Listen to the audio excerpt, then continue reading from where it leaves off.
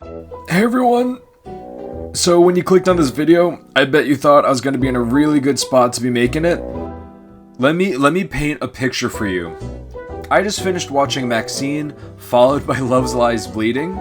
I'm 2 energy drinks in, and I have SoccerCon next week, and I'm in full-blown Con Crunch mode because I had a whole cosplay planned, and I didn't do half of it. That's kind of a lie. I did most of it. I just need to paint the last bit of it. And like painting's the part that like I'm the most worried about, so I just kind of had to like go for it and hope that it works out. I had like 2 other props that I wanted to make. It's not happening. Also real quick, if you found my channel through any of the stickers I left at SoccerCon, hey, welcome. Who'd you cosplay as? Did you cosplay? And what do you think of my videos? Thanks for like looking up the channel. I really appreciate it. It does a lot for me, I swear. And if you caught me on the day that I was cosplaying, what did you think of my Senshi cosplay? I've been working on it literally since last year, like last SoccerCon when I went as Pyramid Head.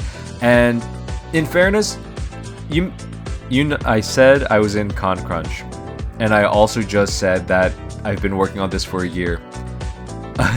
So you may put 2 and 2 together and realize I procrastinated for a few months. That's on me. That's on me. I could have worked on this a lot sooner, but you know what? I crafted, I honed my skills, and even when I wasn't making during those months, I was in my mind palace preparing for this cosplay. So give me some slack, please. I have a day job, please. But that being said, if you saw it and you liked it, let me know. Or I don't know, if you fucking hated it, let me know why. Anyway, and then on top of that, I was like, oh shit! It's been like a month and a half since I made my last video. And on top of that, I made that video before it uploaded, obviously. So I haven't made a video in like 2 months. For you, it's been like a month, maybe, whatever. But I was stressing about it. I was like, do I know how to do this anymore? I'm gonna have to. Like I said, I'm 2 energy drinks in. I'm just gonna go for it. Whatever happens, happens. But so that being said, today I'm making another randomized character. This time I'm gonna be doing it for the tabletop game Masks. It's like a tabletop vigilante game with a bunch of different archetypes for different kinds of heroes. And just like last time with the randomized D&D video, I'm going to be rolling for different attributes of this character, and then we're going to see what I make. Now, because we're in like Con Crunch mode, and honestly I want to get this video out once I'm at SoccerCon, I'm going to speedrun a little bit. Who are you people? The first thing we're rolling for today is going to be which playbook I'll be making a character for. So for this one, I rolled a number 8, which comes out to be the Outsider. Now the Outsider is a sort of alien character. If we read the description really quick, it says, "You're not from here. Your home is an amazing place full of beauty and wonder. But there's something to this place, something special that you're missing back home, something human. So yeah, you'll be hanging around, at least for now." And with this alien character, you have the ability to fly, and you have 2 powers. Which brings you up to the next roll.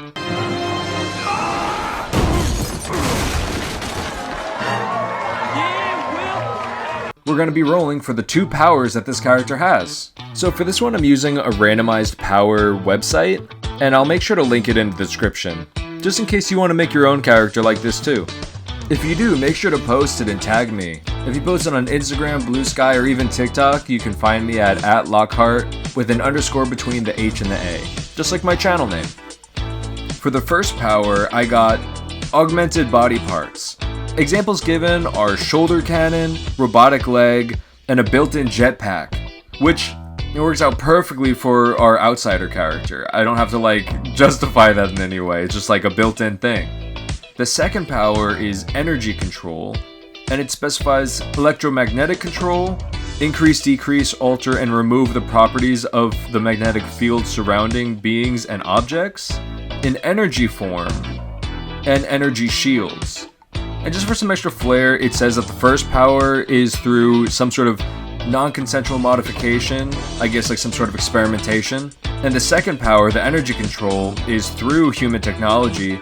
Alright, So I feel like those two already go together like pretty hand in hand. Some character that was experimented on and technology was incorporated into their body in some sort of a way, and they can now use that to fly, have like an arm cannon kind of thing, and have this energy control. And it's weakened by resentment, which is interesting. I'm not really sure how that would work. Maybe it's almost like, like when this character gets in their own head, the powers start to falter. Although I feel like that's a little bit of like a vague interpretation of resentment. I don't know. Lastly, I'm just gonna roll a genre so I can get a vibe for what this character's backstory is gonna be. It looks like the backstory to this character is gonna be a mystery. So I'm assuming that this experimentation, the origin of these powers is actually completely unknown. And that might be the driving force of this character, maybe. Now, to summarize, we have this outsider character who can fly, has augmented body parts, and energy control, with a mysterious past. Alright, that's kind of a stacked character, and I've already got a lot of ideas about how this can go. So I'm gonna start sketching up, and then I will come back. See you in, like, 10 seconds for you, like, a million years for me. Bye! Alright, I'm back. And I've got a couple sketches here. Now, I started with this full body where I was really just focusing on what these like robotic limbs were gonna be. And I wanted the first power kind of to reference the second power since they seem so connected. And so I've got this large sort of like barrel-chested furnace kind of thing going on with a green glow coming from inside of it. I thought like, maybe there's some sort of like contained energy within them that would then also fuel their body or like fuel the other limbs. And then the second phase of sketches I did was kind of more about just trying to figure out how this character moved, how did they fight, how did they fly, and just refining some of the shape language for the character. And so I kind of imagined that their arm and their leg, mainly their arm, at least for the fighting sense, but like with the arm and their leg, could work in the same way, almost work in this sort of, like Half-Life, they have like the gravity gun that like picks things up and like you can shoot them across. I imagine that they use the hand similarly, where they can manipulate the electromagnetic field around things in order to turn them into makeshift weapons. So you can see on the left here I have like they've picked up like maybe like some rock or like some scrap metal, up to interpretation, and turn it into a large sword. And then in the bottom right you can see a similar situation where they've taken this other larger like block of material and turn it into a large like makeshift hammer. And as for other attacks, I imagine they could like use their arm and their leg to like create a concentrated beam of energy, shooting it out more like a laser, or using it in both the arm and the leg in order to kind of like jet propel themselves with that built-in jetpack. You can also see I've added this sort of lever mechanic to the side, and I like to imagine that like they could like reach over and pull down the lever and it would release open the furnace chest for either like a really large, like devastating like blast, or it would be kind of like the reveal for their energy form, where like they pull the lever, it swings open, flash a light, and then like this larger energy form comes out. And I was trying to think, I don't know what would happen to the body, because I imagine the energy form is them, like almost like they were turned in this experiment into an energy form and then reinserted into their body that's now been augmented with technology. So I guess once opening and releasing the full force like energy form, the body would just kind of like go limp, like it would just be like his dead body until like he crawled back into his chest and like closed the door, which I think is kind of a cool idea. Like you get access to like unbridled energy, like all these like enhanced powers, but you also now have to just protect your body as like a sort of weakness. And then just lastly, I made this little headshot sketch just to refine the face a little bit. And I really liked the design, which might make it surprising when I tell you I like totally didn't go with it. Let's just get into the digital stuff and then we'll keep talking from there. Alright, so when I decided to go digital with it, I don't know what possessed me, but I was like, I need to redo the whole thing. I don't want to do it. I need to change the whole design. And I started to go in this sort of like alien tech kind of route, where I was like, what if instead their limbs and their legs were replaced with a sort of condensed alien energy that they could control with some sort of technology that was implanted into their body. And so you can this is like a goofy ass drawing of this character. I was really just like workshopping it, and at first I mean, he was wearing a lot less clothes, and I didn't really like it. It felt like it didn't do what I wanted it to do for the character, and so he gets jeans at some point. But so I imagine instead of like having this sort of like large robotic limbs and like the big barrel chest like furnace thing, it's a lot more like within his body, and like there's like these like metal pieces on his shoulders and like around his calves that do the same thing as like what I was saying with the first limbs, where it expels the energy, but in this sense it's a lot more malleable and it's a lot more shapeshift-esque. And so I also imagine that instead of having that sort of furnace opening on the front, there's more of like almost like a sort of exhaust vent thing between the shoulder blades that expels excess energy that can be turned into these giant wings or other larger objects for battle or life, I guess. You can see I was also toying around with the idea of like whether or not I should, for this drawing in particular, leave the bird feet kind of thing or switch over to these kind of combat boots. And I thought like I started to kind of think about like this character almost as if they were like farmer that got experimented on, and I accidentally like I didn't even fully realize it, but I was playing into this sort of like trope of like farmer and alien kind of thing. I have like a conflicted feeling with certain tropes because like some of them are like fun and like it's like fun to play in something classic, but I also feel like it becomes very tiring and redundant to do something like that. And so when I was doing this and I started thinking like alien tech, human experimentation kind of thing, I was trying to figure out what I could do in particular to make this a little more fresh. Admittedly, I don't even know if it needs to be fresher. It could be like the energy form or like the energy that's being used in these characters is an alien, and this character thinks like they're the person, but in reality they're the alien that got like put into a human as some sort of energy source. Like these could just be like a dead person who had an alien put in them as an energy source, and now they're piloting it thinking that they are the person. That's kind of sick. That actually might be what we're going with. So one of the reasons I'm making this video with this tabletop game is actually because it's one of the tabletop games that I've played the most of. I've been in a game of Masks for upwards of like, I want to say 7 years. In fairness, we haven't met that much anymore, but we never like ended it, so it's still a thing that's going on. It's kind of like in its hiatus right now. But it's super fun, and it's one of the games that really got me into tabletops. It's also the game that Alphonse came out of originally, and one of the reasons why he kind of became his own character is because we weren't meeting up anymore. And so I decided to like just branch off and build up the story around them and the other character that I was going to play in that game, Riot. And if you've been following me on Instagram or anything like that, you know that Alphonse and Riot are like the two characters that I draw the most of. And I also like the idea, kind of stepping back into like the character design stuff, I kind of liked the idea of this character almost having a sort of like a harpy aspect to them. And in fairness, that might be because I've been playing Baldur's Gate 3 again, and I just went through like the cursed forest area, and I saved Aelin and I saw her flying around with the wings. I was like, oh shit! I want to make a character with wings. I need it! I need it! And then this happened instead. So, you know, if you like the other character design more than this one, blame Baldur's Gate, I don't know. But I felt like there was an issue with this drawing where it didn't necessarily show all of the powers and stuff that we were talking about last time, and I didn't think that was necessarily an issue with the new design, but rather it was an issue with the specific drawing. And so I decided to do a second drawing of this character where instead of doing the wings and like the bird feet, he has his legs as the boots that we spoke about earlier, and also turning the wings into a large cannon instead. And you can see like as I'm doing this, the original drawing will like pop in and out a bunch, and that's partially because I'm like referencing the face and I'm also referencing all the colors. Honestly, I don't know what is wrong with me when it comes to drawing. There's so many times where I'll be like, no, I just have to like memorize what colors I was using. Like it's part of knowing the character, and it's like, no, it's not. I can just pull up the drawing and just color pick and drop in. It's like, I don't know why I make things harder for myself. It's just like sometimes the easiest answer is the best answer, you know? Same thing with like, I was futzing around with the arms, trying to decide whether it was going to be like both holding onto it or one down, one up.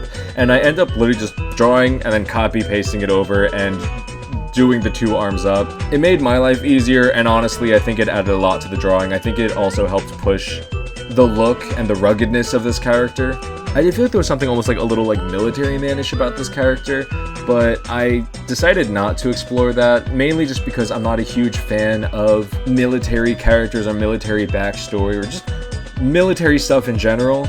I feel like there's already like a lot of like lame military stories out there that like other people can go into, and I do also feel like there's a really big issue that honestly I blame Marvel for a lot of, but also kind of just a general big issue with characters who have superpowers or anything like that, where they end up becoming sort of like military propaganda movies. And it's like, even if you look at like a lot of the Marvel movies now, it's like they were always kind of like military propaganda-y, but like now it's like the characters that have like superpowers aren't even like there to have superpowers. It's like everything's about like having guns and jumping over obstacles and shooting your enemies. It's like, where's the fun? It's like, I just don't like it. I don't like it. And I think like a lot of those Marvel movies who pushed this like sort of like guns blazing storyline, it like infiltrated all these other superhero stories, and now there's not a lot of super powered stories that don't include the military coming in and guns blazing and all this stuff. But so, like I said, I shelved that sort of like military man-esque-ness to this, and I decided any sort of ruggedness was just coming from the fact that like they were some farmer dude who's like a little grizzled, a little gruff. And you see, I put the little hay sticking out of his mouth. I don't know what's wrong with me. I have to give like all my characters an oral fixation. It's like they're either smoking or chewing on something. But I also felt like it added a nice little pop of color, and it also kind of like alluded to them just like having this farmer backstory in a very like maybe cliche way. Anyways, that's the second drawing, and let's just throw this onto the playbook real quick and see how it looks.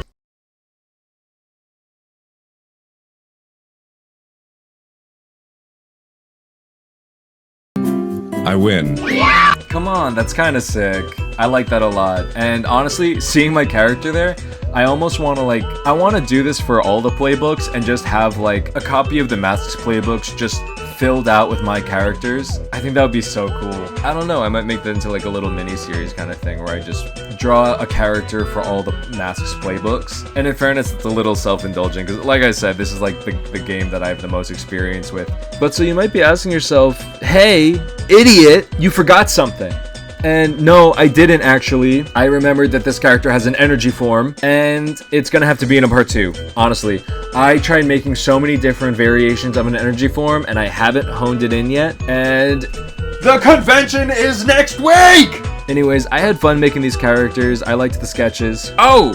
I did these sketches also. I was mainly just focusing on like what other things could they do with these like energy limbs and also this like vent on the back of their back.